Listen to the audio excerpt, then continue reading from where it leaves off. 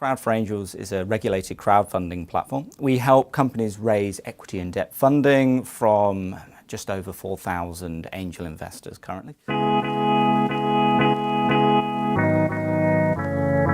Welcome to MasterClass Talks, brought to you by MasterClassCrowdfunding.com. I'm your host, David Johnson, and it is my pleasure to introduce to you our guest today, Mr. Andrew Adcock. Andrew is the co-founder and Chief Marketing Officer at Crowd4Angels, a UK-based equity and debt platform. He's responsible for creating Crowd4Angels marketing channels and media, the running of day-to-day marketing activity, and communicating with investors and companies. Andrew was responsible for designing the user interface and the journey through the Crowd4Angels platform. In his discussions with companies, he usually focuses on creating the pitch and then the marketing of that pitch. Previously, Andrew worked at 9010, a web application developer and provider of private social networks. In his spare time, he takes a keen interest in all types of investing, app development, and all things tech. So, Andrew, thank you very much for coming today. Appreciate it. Welcome to Masterclass Talks. So, how was your trip today from London? Well, very well actually. The trains ran on time, which was fantastic. Brilliant, brilliant. So we last met at the launch of MasterClassCrowdfunding.com in London. So I think we had a good night that night. How did you enjoy it? How did you find the event? It was a fantastic event. It was so well attended. There was lots of entrepreneurs, lots of investors, and I stayed extremely late, if I remember. Very good. So lots of inquiries, people wanting to know about your offerings and business. Yeah, absolutely. There was lots of people there. So I had a lot of inquiries, gave a lot of business cards out, and spoke to so many people, which was fantastic. Brilliant, brilliant. Okay, so to start off, tell me a little bit about your early life, your background, and perhaps the career you chose initially. Yeah, certainly. So I was born in Leicester, actually. Came from a rather large family, 6 sisters, 2 brothers. Initially, I wanted to be an engineer, more technical. But I ended up going to university in London at the Westminster. From there, I founded my own company inside of university called StudioWebs. And I raised my first round of seed funding. And from that, I've then gone on to work for a private social networking company called 9010. And I met the current director of Crowd4Angels, Tony de Nazareth, who we now work together, and we co-funded Crowd4Angels together. Okay, so when did you first come across the crowdfunding industry? So quite early on, actually, a lot earlier than Crowd4Angels, about 2011, when we sort of saw the rise of Kickstarter and you could get behind projects to do with gaming or something that you could use. And then in about 2012, 2013, we looked how businesses could be applied to the same process of raising funds from the crowd. Okay, and you now obviously have a full-time career in crowdfunding. Was that a deliberate choice to get into crowdfunding, or did the opportunity with Crowd4Angels come along and you moved into it? Oh, well, I must say we've pivoted certainly over the years a little bit, but it was quite natural because we were building private social networks already. The director of Crowd4Angels, who owned a fund at that point, wanted to combine his skills with equity funding with social networking, and that's where Crowd4Angels came about, really. Okay, so you're the Chief Marketing Officer for Crowd4Angels. Absolutely. So tell us a little bit about the company and your specific role within the company. What's your day-to-day activity? Yeah, certainly. So as you mentioned, Crowd4Angels is a regulated crowdfunding platform. We help companies raise equity and debt funding from just over 4,000 angel investors currently. My day-to-day role is really talking to our audience, our investors, talking to the companies that look to raise capital, and structuring the deals that go out. So I will work very closely with a business that might be raising capital. We'll see how the pitch deck is built. We'll have a look at the pitch itself. We'll see if there's any graphics or videos. How can the message be structured? And essentially package a deal together, if you will. Okay, so you mentioned equity and debt in your answer about Crowd4Angels. So let's get into a little bit of the weeds on the different types of crowdfunding. So there are, of course, the 4 main models: the charity donation, the reward-based, the lending, and then the equity models. So to a lay person, what is the difference between equity crowdfunding and lending peer-to-peer crowdfunding? Certainly. So equities, I think the best way to describe it's like a pie. If you have a whole pie, which is your company, and you give a slice of that pie away, you've given away some equity. So you've given away a bit of your business, and hopefully in a few years to come, when you've grown the company and it exits, you can pay back the investor. However, with lending or debt crowdfunding, as we refer to it, you retain the whole pie. However, you're borrowing something. So you might borrow the knife that cuts the pie.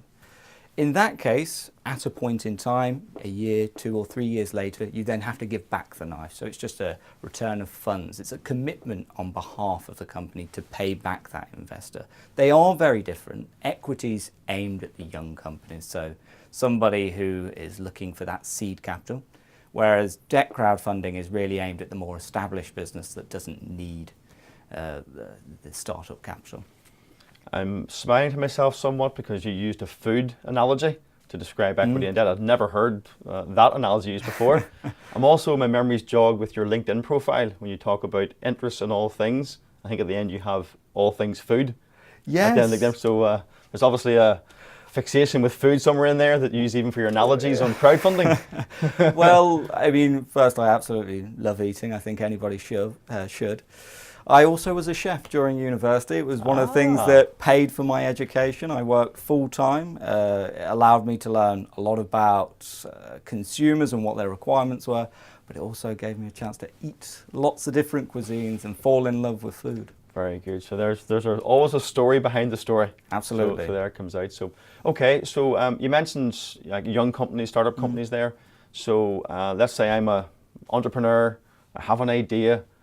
What is it that would draw me to equity crowdfunding? Sort of sell the concept to me. Why should I choose equity as opposed to trying to raise finance some other route? Absolutely. I think the biggest gain of equity crowdfunding is it allows you to directly connect with your audience. So if you're selling a product, rather than going to a bank or a traditional source of finance that's looking at the business, in this case with equity crowdfunding is you're able to put the product in front of the potential consumer. In that way, you not only gain a potential buyer, a purchaser for your product, but you're also getting a sort of loyalty follower of the business. So someone who's interested in what you do, they're interested in your business, they're interested in the product, and they will review you and follow the company as it grows. Okay, so within the UK, you mentioned at the start, this is a regulated company, and there's plenty of discussion over cups of coffee on the FCA, Financial Conduct Authority, and the regulation and compliance, etc. So if a company was coming to you with their idea, with their project, you're obviously things you have to do, boxes you have to tick, shall we say. So what's your general take on the current state of the regulation and how it might change in the future? Well, currently, actually, it works rather well for us. I think it's stringent enough to provide a guidebook for what you should do, what information should be put out to the audience. But going forwards, I think where the FCA and what the discussion is at the moment is how do you police, if you would, international investors? How do you police content that you don't control? So if I have a young company that's going to raise capital with us, it's made quite clear at the very start that any promotional message that they put out there, they should always talk to the crowdfunding platform first. Because if they do, put something in there that can't be justified, that is technically breaking a rule. I hope the FCA will be more, broad in its approach, so everybody follows the same rules. We all have we all have the same footing going forwards. At the moment, it is a little bit construed between different platforms. Some platforms follow other rules, some platforms follow different methods. Is that because there are different stages of applying for licenses, or appointed reps versus full license holders, or why would there be different? So actually it's usually down to how you read the rules. how you construe interpretation of it's the various, interpretation of rules. It is a young industry, so it is growing, and there is rules for change. I think the FCA have been fantastic in their approach in looking at the industry and learning from the industry before imposing rules. And a lot of governments internationally looked at FCA on how they could also do that. That's a very good point. It was interesting that you mentioned the FCA there. In the interviews I've done with the various companies and people in the industry, I've actually been surprised by the kind of positive feedback regarding the FCA. So yes, there's frustrations and tensions from time to time, as there's always going to be in a regulated market. But overall, the feedback has been that the environment, doesn't prohibit business necessarily, and also the point about the FCA standards being accepted internationally. Again, we've dealt with some companies who are trying to kind of push the boundaries a bit and start to move into. It could be property projects overseas, or it could be overseas investors investing in UK platforms. The fact that a company meets the UK FCA standard is usually enough for some countries to accept them as bona fide companies that meet the regulation.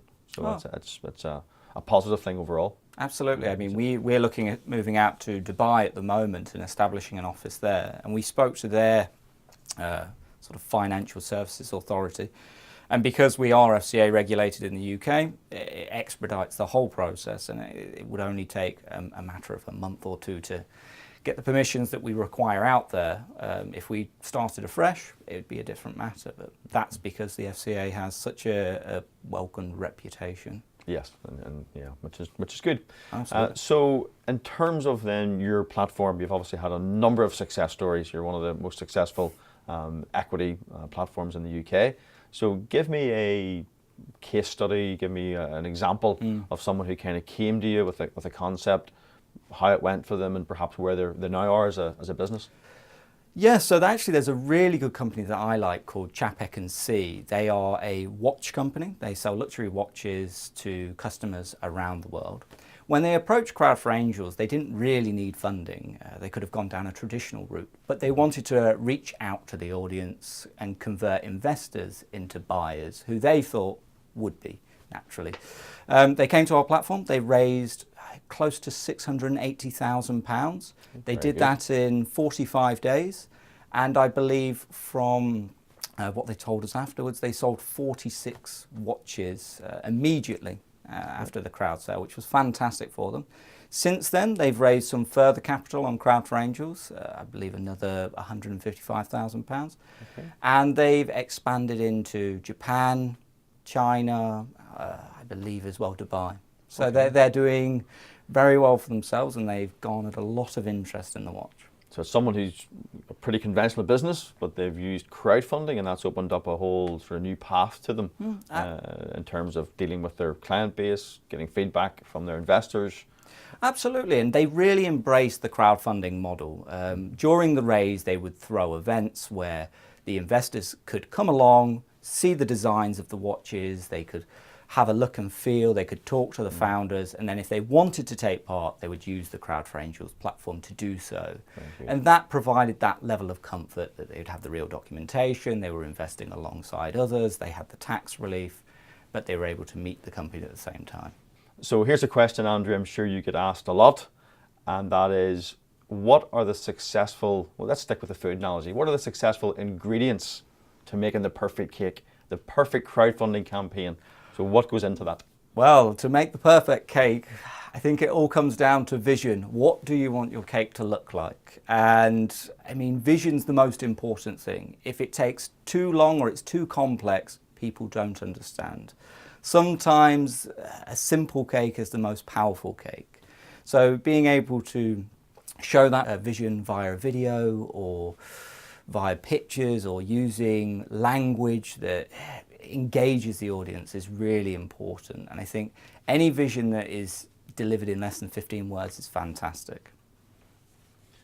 I have to ask the question, what's your favourite cake? Or do you have a favourite cake? Oh, that's a good question. I'm really simple, actually. I love a Victoria sponge. A Victoria sponge? Yeah, but it has to be a good Victoria sponge. Lots of cream, lots of jam. I'll ask the staff where the nearest shop is, and we'll see if we can get you a Victoria sponge to have before you go home today. Well, fantastic. We'll do our best on that one. I appreciate that. I know from speaking to you at the launch of MasterClass Crowdfunding.com, you have an interest or a passion in digital currency. Absolutely. Something that you like. So how do you see that aligning? We actually, I should say, recently interviewed Mihir Magudia, who is the managing director of what is now the UK Digital Currency Foundation. Fantastic. We were actually in the Houses of Parliament last Tuesday. I got an invite to that. 16th of January is now UK Digital Currency Day. Fantastic. So every year there'll be an event in the House of Parliament. So we interviewed Mihir all about digital currency. So keen to get your take on it. How do you see digital currency enhancing or merging with crowdfunding, and what impact will that have on the crowdfunding industry? Certainly, we've actually already taken our first steps in the digital currency realm. We now accept Bitcoin payments, Ethereum payments. I didn't realise that. So Crowd for Angels now accept Bitcoin absolutely. for investment. Yeah, absolutely. I wasn't aware of that. Very well, when you look at crowdfunding traditionally, it was a very young audience supporting other young entrepreneurs in the world. Yeah. If we look to the future, even the current stage of digital currencies, it's still embodied by a lot of young people who want to use these currencies. So for Crowd for Angels to stay with the times and interact with our audience, we have to be able to facilitate their needs. And one of them was taking Bitcoin payments. I should also say that we've gone a little step further and decided to release our own token called the Angel token. Okay, that I did see on your platform. Okay. So we're very enthusiastic about the sector. We believe that digital currency, digital payments itself will be a thing of the future. If we look to Asia at the moment, we are seeing Bitcoins being used in things like McDonald's. It's only a matter of time until it happens in the UK. And in terms of operational based, it just helps make the process more transparent, but also more fluid. When you make a payment, you've got an instant gratification, you know how much you've paid, and you know where it's gone to. I think that's really important. Yeah, and the fact that you're making the whole world into a small village. Absolutely. Because the whole challenge of moving currency across borders and currency exchange, somebody in Kazakhstan wants to invest in a project, to even move that amount of money out of somewhere like Kazakhstan, and the charges and the challenges of getting it out and then trying to bring it in to the UK, and the questions that will be asked over that money. I mean, it's just the hurdles are just very often insurmountable. Well, yes, and exactly. I mean, when we started Crowd for Angels a few years ago, one of the things that we were running into as a problem was how could we deal with international investors. We would, for instance, have an investor in Australia. And Australia, everybody knows Australia, they've heard of Australia, it's got a good reputation. But to have a transfer of funds from that country to this country, you would lose fees, you would lose transaction fees, there were KYC issues.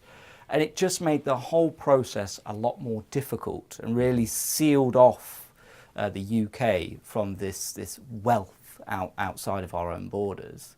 But now with being able to take Bitcoin payments, we don't have those same problems. There are still problems. KYC will always be an issue that we have to look at. Money laundering is always an issue that we have to look at.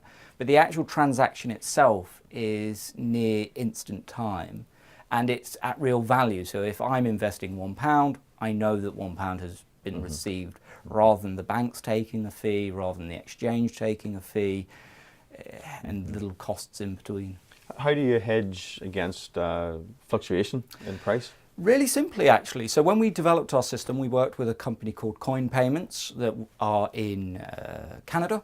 We then worked with another company called Coin Motion in Finland. And what happens is if you pay in Bitcoin or Ethereum, that is then instantly converted into Bitcoin, and then that is converted into euros. And the euros are settled into our bank account on a nightly basis. Okay. So when you invest, even though you're investing a pound value, we're able to match that with the end value. So we ensure that the amount we receive is the amount you invested, rather than a fluctuation. Yeah, okay. No, excellent. I think that's going to be a very important probably USP currently that we have. I'm not sure of too many other equity companies in the UK that take Bitcoin. In the UK, not. We're the only platform taking that's Bitcoin. what I thought. But Breaking new ground. absolutely, and I think that's what we've always tried to do is look to the future and see where crowdfunding could go. Yeah. And the reality is, if you have an idea in the UK, it doesn't have to just stay in the UK. It can go worldwide. Yes. There's so many companies. If you look at Dyson, for instance, they're not just here in the UK. They're sold throughout the world. Yes. And why can't an entrepreneur do that?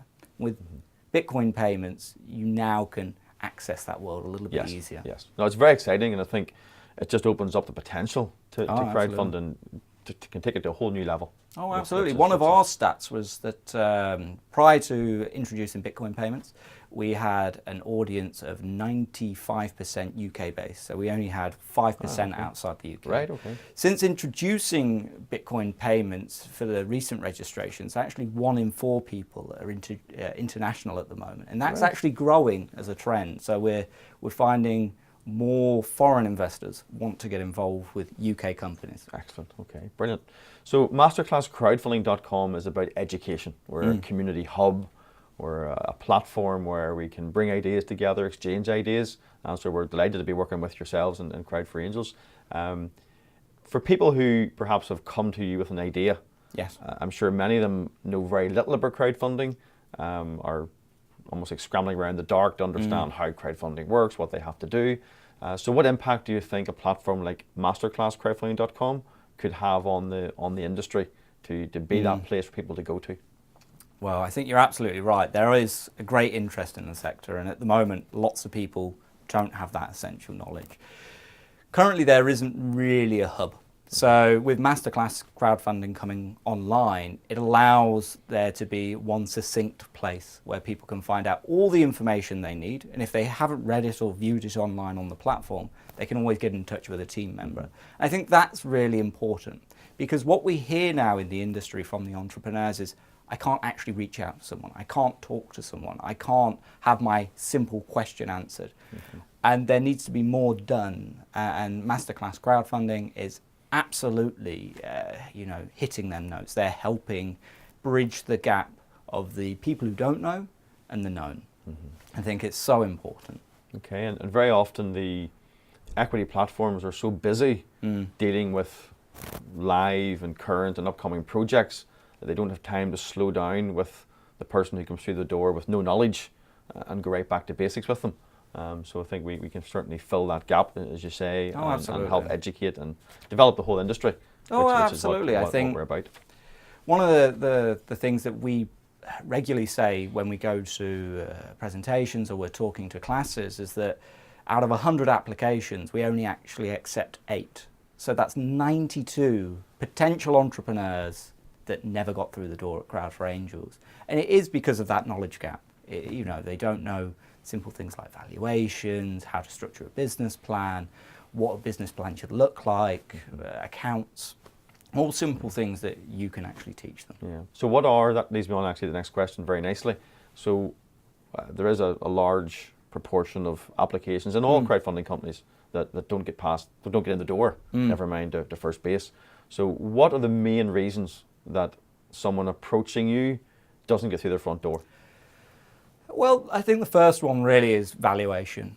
Okay. I was an entrepreneur once myself, and I went out to the market with a big valuation just to be told that that's just not correct. You're living on a different planet. Yeah, absolutely. And we get it quite often that someone will value their business at £1 million, but from an angel's point of view, we might only value it at 100,000, 200,000. So before you approach any platform, really look into your valuation. Would you pay that much for your company? Why have you got there? Have you got revenue? Have you got a product? Yeah. I think the second reason comes down to how far you've got. Crowdfunding has moved somewhat in the years. It's no longer acceptable to have an idea on a beer mat. Now you need to actually have a prototype, or you need to have a website, or you need to have a business plan that shows a vision that you're going to deliver.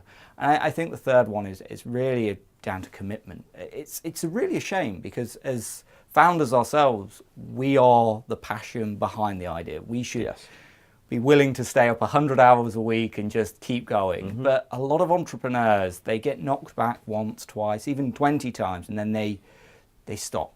They just give up on their idea and try and move on to something else. They need to see that through and really, be willing to take the feedback and learn from that. It's all a learning experience. Yeah. I sometimes say to people in that situation, put yourself in the shoes of the investor. What do you want to see? And if there's a lacking in commitment, a lacking in passion, a lacking in a willingness to go through the hard times as an entrepreneur in a startup business, because let's face it, in the Western world, 8 out of 10 businesses fail in the first 2 years. That's just the reality of business life. So if you don't have that passion, commitment, drive to take your idea and follow it through, well, then why would someone invest in you? Absolutely. And getting that across sometimes, I'm sure, is challenging. Yeah, I mean, you are the face of your own company, so before they see the company, they see you, and you need to be able to impress them. Very good. So if someone came to Andrew Adcock, 3-4 years ago, how long are you with Crowdfunding Angels again? 4 years. 4 years. So someone came to you. Oh, no, 5 years. 5 years now. See, time goes on. You're getting older. Don't even realize. So it's 5 years ago. So someone has come to you 5 years ago, and you could tell them something about the industry, something they need to know, something they need to learn. What would you tell yourself 5 years ago? Oh, that's a really hard question, isn't it? Because I would say go to more networking events or start your own networking events, because crowdfunding's about people, and I should have seen more people, that's for sure. People do business, not spreadsheets. That's a great answer, actually. People do business, not spreadsheets. It's very true. That sounds like a quote for a book. You're not thinking writing a book at any stage, no? No, not just yet. Not yet? I'll have to improve my skills, unfortunately. Okay. If you use that, you have to owe me a bit of a royalty on that one, I'm afraid. We can agree to that, I'm sure. Well, Andrew, thank you very much for coming. I appreciate you taking the time to give us the insights into the corporate side of an equity crowdfunding company. And look forward to seeing you in a few weeks' time. And there may even be another late night. You never know. Yeah. So we'll talk to you again soon. Thank you very much, David, and thank you for having me.